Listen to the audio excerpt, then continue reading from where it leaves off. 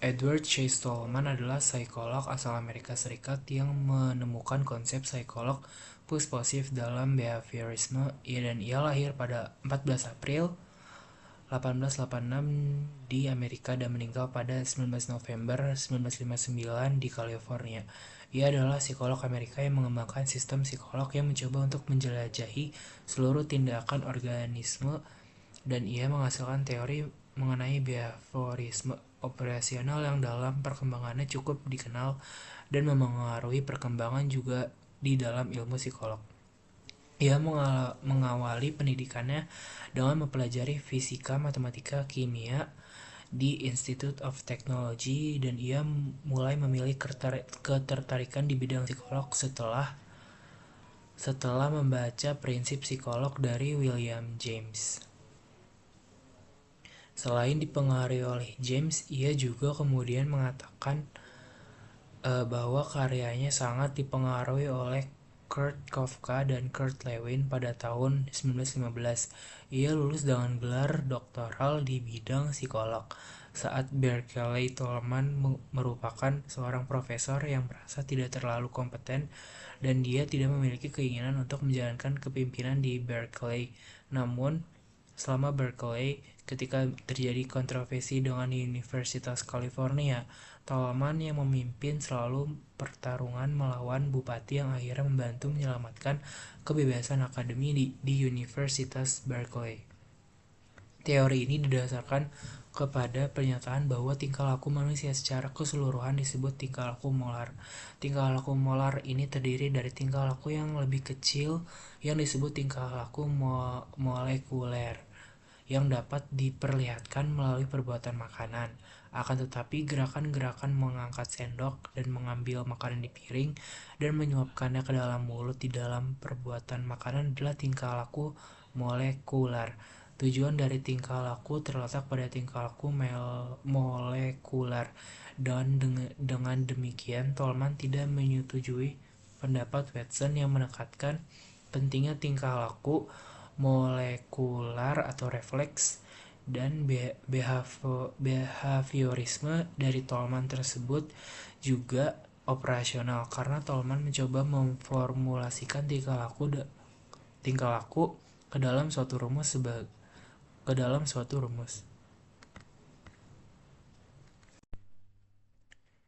yaitu rumusnya B berarti behaviorisme yaitu tingkah laku, F berarti fungsi, dan S berarti situasi, dan A berarti antecedent, yaitu hal-hal yang mendahului situasi. Jadi tingkah laku adalah fungsi dari situasi dan hal-hal yang mendahului situasi tersebut. Adapun tugas psikologi menurut Tolman adalah mempelajari hubungan antara B dan S dan A. Dengan cara ini, Tolman berpendapat bahwa psikologi dapat mencapai objektivitas yang maksimum. Jean Piaget adalah seorang psikolog dan epistemolog Swiss yang terkenal karena teorinya tentang perkembangan kognitif pada anak-anak. Ia adalah salah satu pendiri bidang psikologi perkembangan dan memberikan kontribusi besar terhadap pemahaman kita tentang cara anak-anak belajar dan berpikir.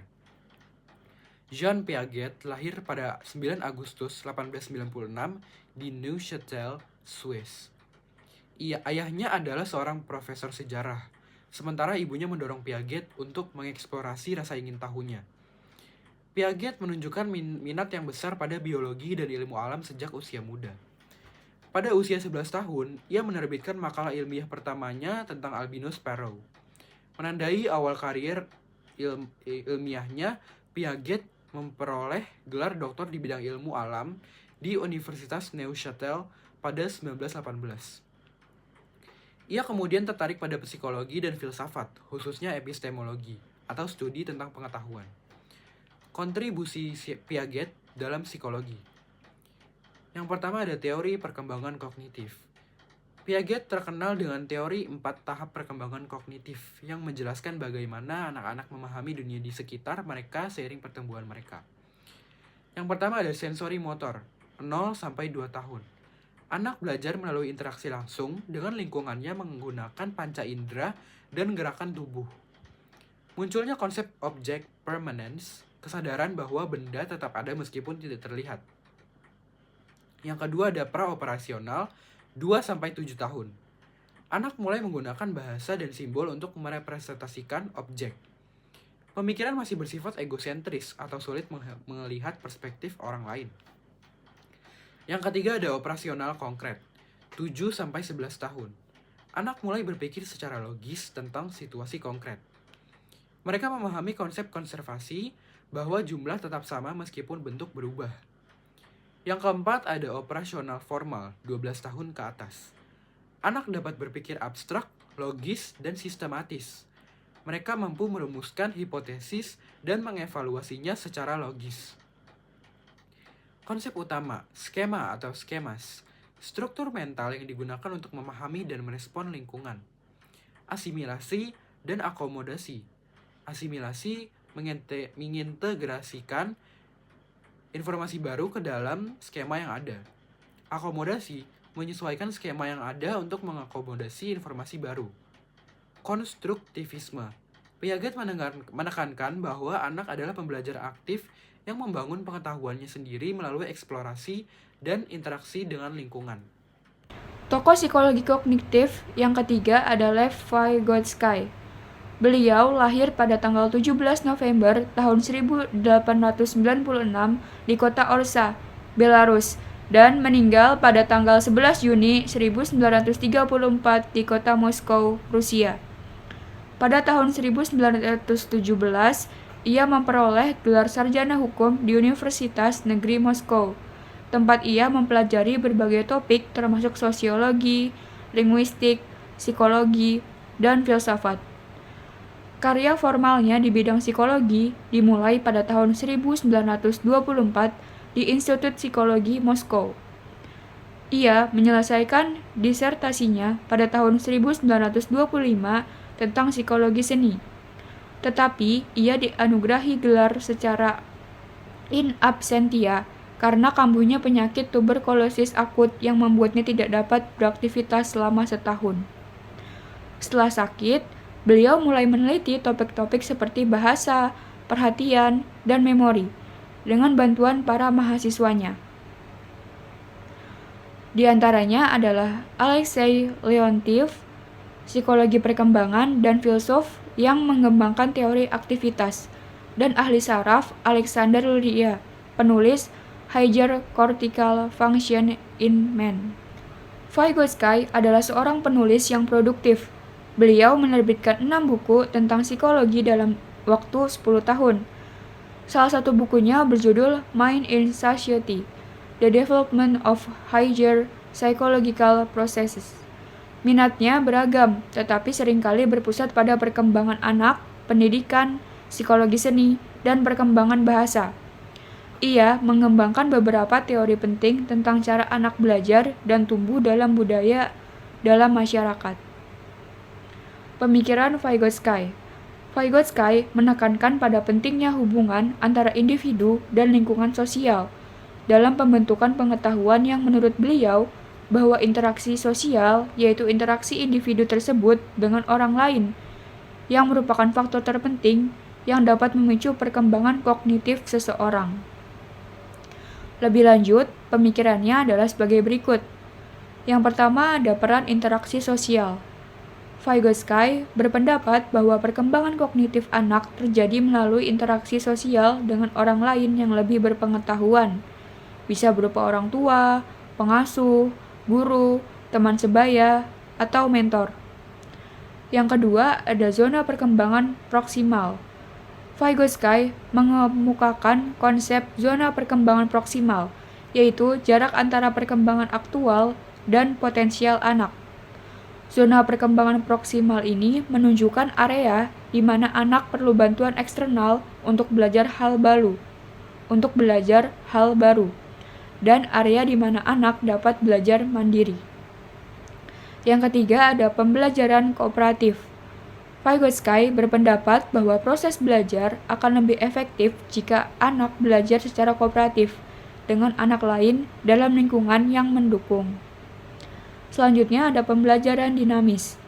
Beliau menekankan bahwa perkembangan manusia merupakan hasil dari interaksi dinamis antara individu dan juga masyarakat. Dan yang terakhir adalah pengaruh budaya. Beliau berpendapat bahwa fungsi kognitif dipengaruhi oleh keyakinan, nilai, dan alat adaptasi intelektual dari budaya tempat seseorang tersebut berkembang. Albert Ellis merupakan seorang psikologi Amerika yang menulis buku berjudul How to Live with a Neurotic. Ellis telah menerbitkan 54 buku dan lebih dari 600 artikel tentang RBET. Terakhir, ia menjabat sebagai presiden dari The Institute for Rational Emotive Behavioral Therapy. Teori Ellis mengenai RBET berlandaskan pada 5 hal yang dikenal dengan singkatan ABCDE, yaitu A. Activating Experience, B. Beliefs, C. Konsekuensi, D. Dispute, E. Effects.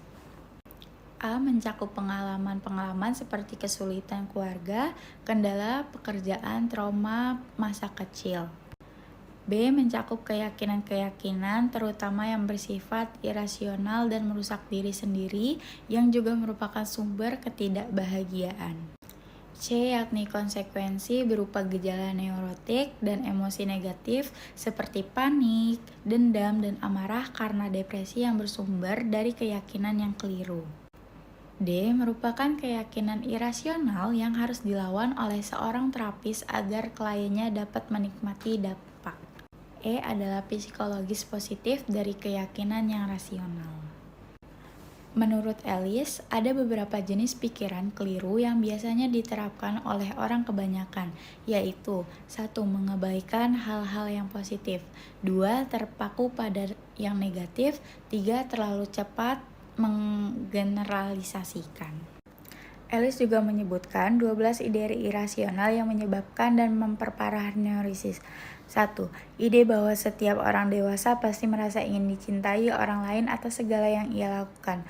Bukannya gagasan yang memfokuskan perhatian pada apa yang dia lakukan demi mencapai tujuan-tujuan praktis. Kedua, ide bahwa ada tindakan-tindakan tertentu yang buruk dan merusak serta pelakunya harus dikecam karena tidak tahu malu. Bukannya gagasan bahwa tindakan tertentu ada yang merugikan diri sendiri atau antisosial dan pelakunya pastilah tidak punya pertimbangan yang sehat. Ketiga, ide bahwa dunia akan kiamat jika segala sesuatunya tidak berjalan sesuai dengan rencana. Bukannya gagasan bahwa walaupun sesuatu berjalan tidak sesuai dengan keinginan, namun akan lebih baik jika kita berusaha mengubah atau mengatur kondisi buruk menjadi lebih baik. Keempat, ide bahwa hal-hal yang membuat manusia menderita pasti datang dari luar dan ditimpakan pada diri kita oleh orang lain. Bukannya gagasan bahwa sikap neurotik itu disebabkan oleh pandangan-pandangan kita sendiri. Kelima, ide jika satu hal sangat menakutkan atau berbahaya, maka kita seharusnya sangat terobsesi dengan hal itu. Bukannya gagasan bahwa kita seharusnya dengan tabah menghadapi keadaan itu. Keenam, ide bahwa lebih mudah menghindar dari kesulitan hidup dan tanggung jawab ketimbang berusaha menghadapi dan menaklukkannya. Bukannya berpegang pada gagasan bahwa jalan yang mudah pada akhirnya akan menyusahkan diri sendiri. Ketujuh, ide bahwa kita membutuhkan sesuatu yang lebih kuat atau lebih besar dari diri kita sendiri yang dapat dijadikan pegangan, bukannya gagasan bahwa lebih baik berpikir dan bertindak sesuai kehendak sendiri dengan apapun resikonya.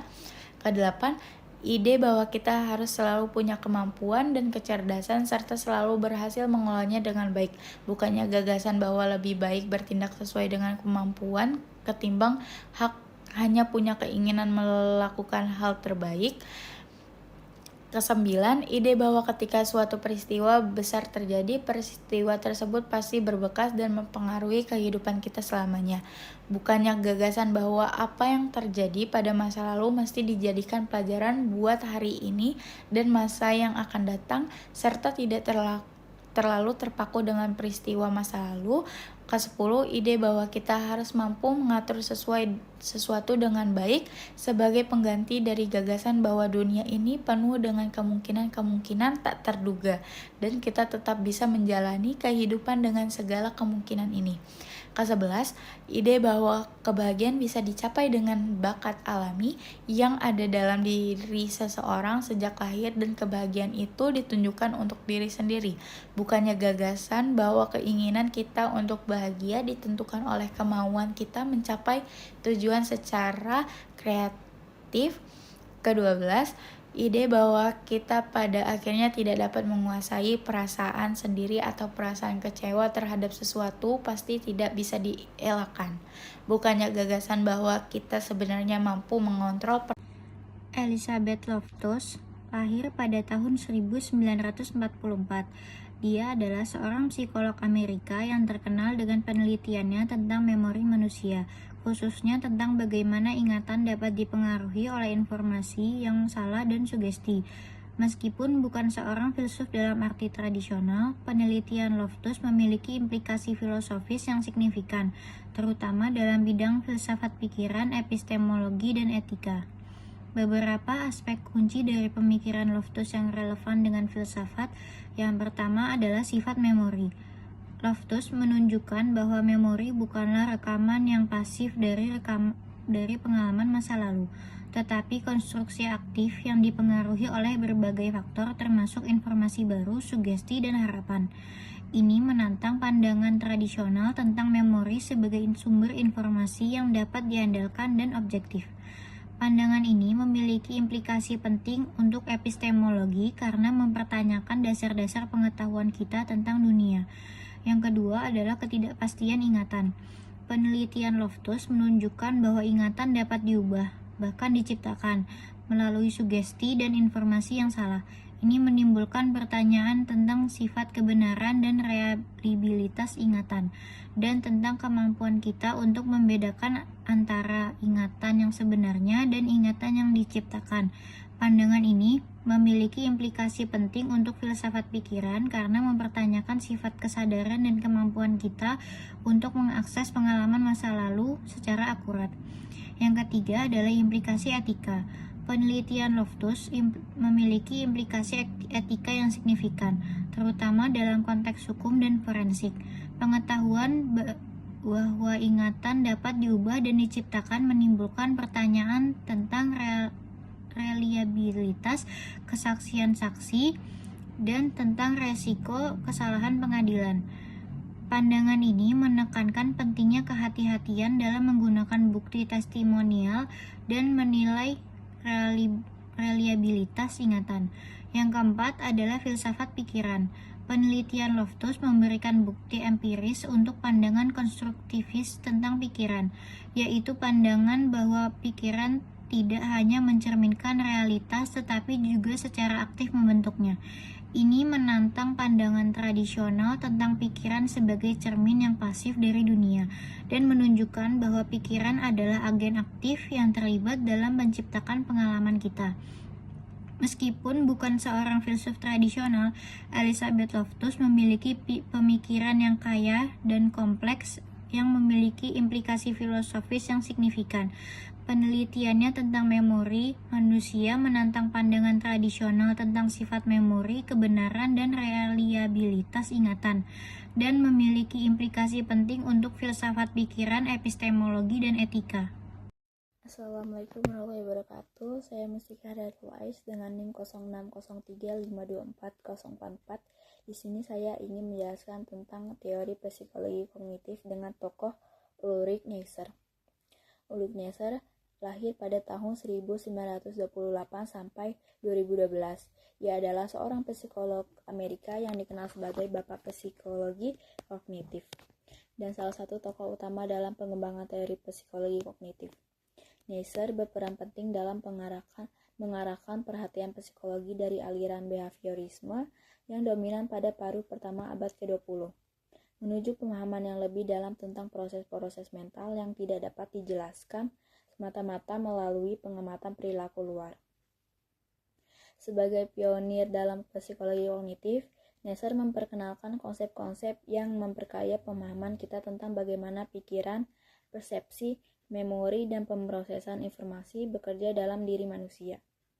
Ia banyak berkontribusi dalam bidang persepsi, memori, kesadaran, dan pembentukan pengetahuan. Neisser berperan besar dalam menggagas dan mempopulerkan psikologi kognitif sebagai cabang utama dalam psikologi, mengarahkan perhatian pada proses mental internal yang sebelumnya diabaikan oleh psikolog behaviors. Ulrich Neisser juga adalah salah satu psikolog pertama yang mengusulkan agar psikologi kognitif mengambil pendekatan yang lebih luas dengan memperhitungkan proses-proses mental internal seperti persepsi, memori, dan pembelajaran. Ia percaya bahwa kita harus memodelkan pikiran manusia sebagai sistem yang memproses informasi, mirip dengan cara komputer memproses data.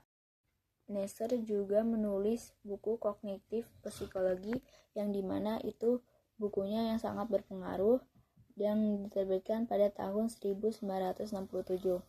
Buku ini sering dianggap sebagai karya yang menandai kelahiran psikologi kognitif sebagai cabang tersendiri dalam psikologi. Dalam bukunya, Neisser memberikan gambaran tentang cara manusia mengorganisasi dan memproses informasi, serta bagaimana konsep-konsep seperti persepsi, memori, dan pengambilan keputusan dapat dipahami melalui kerangka kognitif. Dekade 1970-an dan 1980-an, Neisser mulai mengkritik beberapa pandangan dalam psikologi kognitif yang dianggapnya terlalu mekanistik atau terlalu bergantung pada model komputer untuk menggambarkan pikiran manusia. Dia mengungkapkan ketidakpuasannya terhadap pendekatan komputasional yang terlalu menekankan pada simulasi dan representasi mental tanpa memperhitungkan konteks sosial dan budaya yang lebih luas. Tulisan-tulisan terakhirnya, Neisser memperkenalkan pandangan yang lebih holistik dan berorientasi pada konteks, dengan menggarisbawahi pentingnya interaksi langsung dengan dunia nyata. Dalam mempelajari kognisi manusia, dia menekankan bahwa psikologi kognitif harus lebih memperhatikan bagaimana manusia berfungsi dalam dunia nyata, bukan hanya dalam laboratorium. Adapun Neisser menulis beberapa karya pentingnya sepanjang karirnya. Yang pertama itu kognitif psikologi yang dimana sering dianggap sebagai karya yang mendefinisikan dan mempopulerkan psikologi kognitif dengan menjelaskan bagaimana proses-proses mental seperti persepsi, memori, dan perhatian bekerja dalam pemrosesan informasi. Kedua ada cognition and reality yang dimana ini ia memperkenalkan pandangan yang lebih kritis terhadap model kognitif tradisional dan lebih mengutamakan perspektif yang lebih ekologi dan kontekstual. Yang ketiga, the concept of the image, yang dimana ini membahas tentang konsep citra mental dan bagaimana kita mengorganisasi dan memproses informasi visual dalam pikiran kita.